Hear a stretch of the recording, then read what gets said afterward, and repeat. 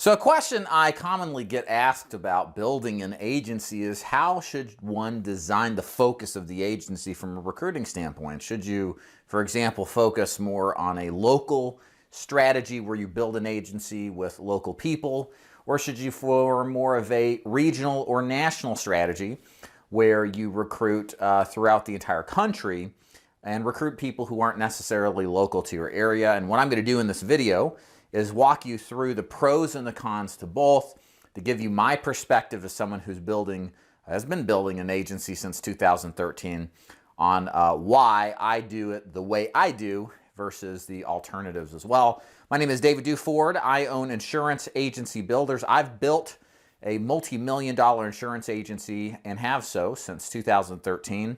And the purpose of this content was really to share with you my experiences for now 10 plus years building agencies to help you not make the mistakes that I did along the way, and also give back and help you accelerate your growth faster by learning what to do as well as what not to do. So let's jump right in. So we're going to first start with our process by looking at the pros and the cons of local agency approach to building. And then we're going to go after that, look at the pros and cons of a national strategy, recruiting and building. And then I'm going to kind of relay you through this process, my experiences having built an agency since 2013 and how I view both strategies. And then I give you some last factors to help you determine which of the options or strategy is best suited for you. Again, there's not one size fits all. There are successful agencies in both accords. I can think of several right now as I'm going through this video. And so it's really a matter of figuring out what do you want out of your business and how do you want it to be focused. And that will lead you in one direction typically or the other. Okay, so when we say a local agency, what I would describe to this is that, let's say I was opening up a life insurance agency or a Medicare agency. I would say I would open up a local presence in Chattanooga, Tennessee, where I live. And so I have an office, I have a staff that I hire that are locally based, and more specifically, agents that I hire that are locally based. And our objective, of course, is to build a clientele, to build a book of business, but more on a local basis. Although you could argue, you could build a call center that's locally based as far as finding sales talent and then calling nationally. So there is a derivation of that, and we'll kind of go through that as well because you may be thinking about that too. So what are the pros with this type of approach where you have more of a local presence? I think the number one approach or pro is that you have hands-on capability that you wouldn't otherwise get if you're building an agency where the talent was national and virtually based.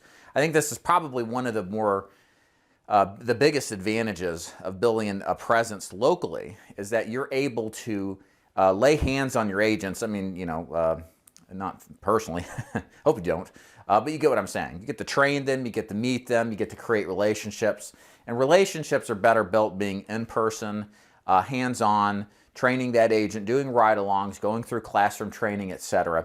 And that is something that is very hard to get when you are virtually based. Even with a program or a function like Zoom, it's still very difficult to accomplish with any level of same outcome. So one of the things that means for you and why this is a benefit is I believe with a good hiring and vetting process, the agents you recruit more likely than not will be successful. Because seeing is believing, seeing things in person from the agents and the agency owner's perspective and training and wrapping their head around the business, I think happens at a lot higher level of success than if you were in a position where you had to do this all virtually. Also, there's the local affinity branding strategy. So one of the nice things that you get as a local business is the local business type of angle. You can more easily show up in local periodicals, magazines, websites, podcasts, and likely will get a lot more traction and just some free PR, which all of that helps build your brand on a local basis. Compared that to a national strategy, think about it like from a restaurant standpoint. It's much easier to build, like I can think of a local restaurant here that is really great with pizza, but to compete with the larger national chains and develop that brand awareness on a national level takes a lot longer with a lot more money at play, and there's a lot more competition. So one of the things that's nice about building locally is you develop a local brand. People get to know, like, and trust you, which influences not only the sales that you make and the clients you get, but also the people who come to work for you. There's a higher level of standard that I think you can more easily acquire through affinity building from a local standpoint. And then it is easier, I think, from a recruitment strategy. When you're local, you get to meet your agents and talk to them. One of the things you have to decide strategically in your recruitment process is, are you going to spend more time recruiting licensed agents or unlicensed agents, right? There are pros and cons to both. We'll have a video on that, I promise. But one of the things that's nicer, I think, in a perfect world, most agency owners would love to recruit mostly unlicensed agents because they don't have bad habits, they don't have preconceived notions of the business based off of bad experiences. Typically a person that's bounced around in the insurance business, not always, but sometimes, typically has a behavior pattern that isn't conducive to success. And so, because usually the best agents who are for hire, or the best agents aren't for hire, they're happy, they're content, and people rarely break what's not, fix what's not broken. So all of this is to say, it's easier, I think, in a local agency strategy like what we're talking about here, to go after people who may be interested in the business but no prior experience, because you got to take this person from, okay, here's this opportunity in the insurance business. They got to decide, okay, this is better than another opportunity. They then have to go sit down and get licensed, and there's no guarantee they're going to pass a license, much less have the capability to study it. And then take them through all this period of time where they may be foregoing wages or money earned in other ways to hopefully come through on this business opportunity. It's a lot easier to accomplish that and have a person who's fresh into the business with zero hang-ups, like many licensed agents have sometimes when you recruit them. When you're in person, seeing them, they get to see your office, they get to see your success, seeing is believing, right? We're all doubting Thomases to a certain extent. So there's some definite advantages with that local setup. Now, some drawbacks. Let's talk about some of the drawbacks. To me, the biggest drawbacks with building a local agency, number one, is the geographic limitation of prospects. So you may be in a position where you're not in a large city, maybe medium or smaller, and the ability to scale to get the income that you want may not be there for your particular type of product. Now, this may not be the case with property and casualty like car insurance, maybe even arguably Medicare, but there are some niche products that you might be currently selling that you want to build an agency around. They're going to be a lot harder to do locally. So you may have a limitation of how much you can scale to sell on a face-to-face strategy. Now, again, this would be if you're doing face-to-face. If you're doing virtual, then anybody's your prospect anywhere in the United States. So that would be somewhat limited if that was the case. You're building more of a call center approach. And the other drawback to a local agency is you're going to have higher operational costs, in my opinion. If you hire locally, if you need an office, you got to pay office space, insurance. You got to pay salaries if you're going to pay people that way. Whereas if you were nationally based, you could get an office, or you can be like me. I've never had an office in my life. I've run a very successful multi-million-dollar predominantly final expense-based agency. And basically all my help up to maybe end of 2022 was VA-based, outsourced to the Philippines and elsewhere at a very good price. So the point is, you may experience higher operational costs because of that. And for me personally, I'm very cheap when it comes to how I want to outlay my precious capital. And do you really need an office space to be successful in insurance sales? It might be more arguable if you're locally based to have a home base of some sort, as opposed to running it out of your home and hiring people that way, although it probably could be done. It just seems to be more of an expectation that you would have some sort of office space, thus some tie-up of your capital and running an office. Okay, so that's the pros and cons to local. Let's talk about national base. So a little bit of transparency. I run a national agency, so I'm speaking with you from firsthand experience. The local perspective is just my perspective, being in the business a long time. So let's go into the national side of the business. Again, this would be like my agency. I recruit agents nationally in the United States. I have no restrictions on where I can recruit to or where I can sell. So pros, virtual equals less operating costs. So this would be the inversion of running a local agency with a call center of some sort. If you run a virtual call center, you don't have to have an office for these people to report to. They can just sell from their homes if you're selling over the phone or virtual solution, or even if they're selling face-to-face. You don't need an office space to house the dozens or hundreds of agents you'll ultimately have. So that's a nice elimination of an expense that is not necessary when you're running a business model that's virtual based. And again, to reemphasize, I run my business and have out of my own home since 2013. I've never had an office space in the insurance business, never needed it because of the way in which we recruit agents. Doesn't require office space. It just requires the ability to get and garner attention online. National scope and recruiting pool. So again, one of the advantages that a national company has or a national agency is that you have your whole country is your oyster as opposed to your local area. You can recruit pretty much anybody anywhere. You don't have to have you don't have the hang-ups locally and finding good talent. So if you've got more of a national presence, especially if there's a branding behind it, like what we've built at the Ford Insurance Group, you tend to attract better quality candidates and have the potential of never really running out of people to work with you, which means there's a large opportunity to scale tremendously higher than one would in a local strategy. And that leads to the third point. It's easier to scale, not just from a recruiting and building standpoint, but also from a prospect pool. So you have a recruiting pool that's national based and the potential for a prospect pool that's national based. So if you're selling locally or selling or recruiting nationally, if it's face-to-face, they can work anywhere in the country in their general area. You can develop leads there. You can get them going. Same thing with the recruiting side. It just expands the pool of prospects tremendously. Now let's talk about some drawbacks here, because there definitely are some drawbacks here that I can't understate or overstate enough to the national model. It's worked well for me, but there's definitely challenges, and I'm going to go over those now. Probably the biggest thing is there's invariably, by design, less hands-on capability. I just don't have the capability as a mentor to help someone to the same extent somebody who works with somebody locally. The ride-alongs, the reviews of calls, the meetings in person, the belief that it garners. That is a lot harder to foster as easily virtually than it is in person. So how do you overcome that? You try to do as much training as you can. I've had to end up hiring people to help increase the level of one-on-one mentorship, to increase the overall sales capability. So long story short, you have to foster different ways to encourage that. Otherwise, this disconnect that's inherent in a virtual model that doesn't have some sort of home base to report to, people tend to drift away if they're not super disciplined and there's not any sort of intentional process to foster and develop the agent. It's very difficult to recruit licensed agents.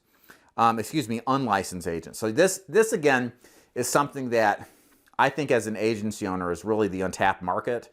I think the agency builders who are really doing some profoundly awesome things, the MLMs, if you will, and I mean that with all due respect as much as I can, a lot of the best ones, I think, go after people who are non-licensed. They're diamonds in the rough, and they've got the capability and character traits, but they don't know about the insurance business. And the truth is most people come into this business because a friend or family member told them about that. And that should tell you something. It's not a job ad. And it's certainly not my videos, as much as I wish they were, on my the Ford Insurance Group channel. We traditionally work at a licensed agent and get them contract, although some people come in and get licensed first, but that's the exception. Generally speaking, if you want to take somebody who is not licensed and make them licensed, there's a lot of processes that have to take place. They have to believe in you, they have to believe in your company, they have to believe in your opportunity, they have to believe that it's a better opportunity than what else is available to them, and then all the while they have to get support from the people in their lives to go through the process of getting licensed, go through that issue, and then buy leads in many cases. There's an objection there potentially to then go sell. Whereas if I take a licensed agent, they already are there in the belief process. They may just not believe where they're at is best for them, and they may be looking to make a switch. So I think that's the biggest issue with a national scope agency, is that when you're not locally grounded, it's hard to foster, except through network marketing, which talking to your friends and family, it's hard to foster a process that gets people who aren't licensed into the business. You're, in some sense, going after licensed agents, which everybody else is going after. So the same pool of prospects versus reaching outside of the pool and finding people who really are prospects that don't know it. So potential issue there. So those are really the two big things to me. And because of all of this, the scope of national companies, it's just easier to scale. You look at the big players in the business, Family First Life and the life insurance side, Symmetry Financial Group. These companies all are nationally based, and they've had the capability of bringing people on commensurately and hugely because of their heavy amounts of effective recruiting to get people involved in their business model. And yeah, it's because they're national based, they can bring on so much people and do so much business. So the scale capability on a national basis just outstrips really what one can do local. So let's talk and wrap this up with some factors to helping you decide which strategy is best suited for you, because there's not really one that's better than another. You've got to do a personal assessment and a business assessment of what your goals are, where you're at, and where you want to go in order to determine kind of how to set up your operation effectively and efficiently. So number one is niche selection. If I were selling annuities in Chattanooga, Tennessee, is that something that I could sell individually as an agent? Probably, and be full-time and make good money, sure. But what if I were to do this with 5 agents or 10 agents? Could I effectively, given the size of the population base, which is it's a medium-ish sized city, scale up to a dozen agents writing full-time, each $3 to $5 million a year in moved money? The likelihood is no. It's not that the money isn't there. It's just that it's more competitive and I think a restriction overall. And so my capability to scale on a local basis with that particular product is not optimal. Could I do the same though with car insurance? Yeah, there's probably 750 to a million, 750,000, a million people in the greater Chattanooga area. How many car insurance policies do you need to make $250,000 a year? Probably 1,000. I'm just kind of spitballing here, but that's doable. 1,000 out of a million people, small percentage, right? So it's going to depend on your niche selection, and then also how many more agents can you hire? Much more than that, and that's why you see so many more car insurance business models or businesses or storefronts in each city than you do, say, an annuity or retirement strategy that's based on annuities. So niche selection is going to determine a lot of how you sell. The more mass market it is, the easier time you're going to have to go local. The less mass market it is, the more niche it is, you might have to expand if you're looking to build a sizable agency with multiple recruits. Goal of agency size. Again, that corresponds, I think, to the niche size, the geographic capability. How big do you want to be? Do you want to be a small to medium-sized business? Do you want to be a super large business? That's going to have an effect on how large your business is going to be. Lifestyle factor. This is the big motivation in the first really 10 years of agency building for me. My goal was always to have $500,000 in net income a year and no employees. So I could make great money, be in the top 1%. I didn't have to make a ton of money. I mean, that is a lot of money. But I didn't have to have 30, 40, 50 people, have a whole corporate construct and a lot of stress and hiring and firing and stuff like that to make that kind of money. I just wanted to make enough money to have the freedom that I so desired in the business. And that's how I operated for the first 10 years of my business. And it works great when you're in a virtual setting. All of my agents have been virtually based. They don't report to an office. I have the ability to walk around and be free. I don't have to go to an office every day, right? I don't have to do the things that I kind of wanted to stay away from in the first 10 years of agency building. And you can acquire that, I think, more easily initially on a virtually based model than you can an in-person model, because there's going to be some expectation, I think, to show up, see people, go to your office, leave your home. And I just didn't want any of that. It was much more accomplishable with a virtual model than a local model. Last point here, factor determining, is what are your startup capital requirements?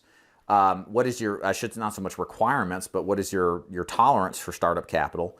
If you're operating lower, it's going to be more expensive, I think, or there's going to be higher cost if you operate on a local basis than a national basis, especially if you use social media, et cetera, to leverage your brand and to talk to more people in the insurance business. So you might find yourself with more expenses on a local basis to begin with, especially if you're building out a call center, especially if you have some kind of office to meet and train, et cetera. That's just going to cost you more, and that's going to have an impact on your capability to finance it all. So stuff to think about. Bottom line, both strategies work well. I can think of multiple ones that are successful either way. You just got to think through things that are good for you based off of your personality, your tolerance, and what you want out of the business. So hope you enjoyed this video. By the way, before we end it, check out insuranceagencybuilders.com. I've got some kind of free stuff over there. I haven't actually put it together. I don't quite know what it's going to be, but it's going to be some kind of free book or free advance on notifying when we put out a book, think about putting out a book, maybe some free content that is not on the YouTube channel, that kind of thing.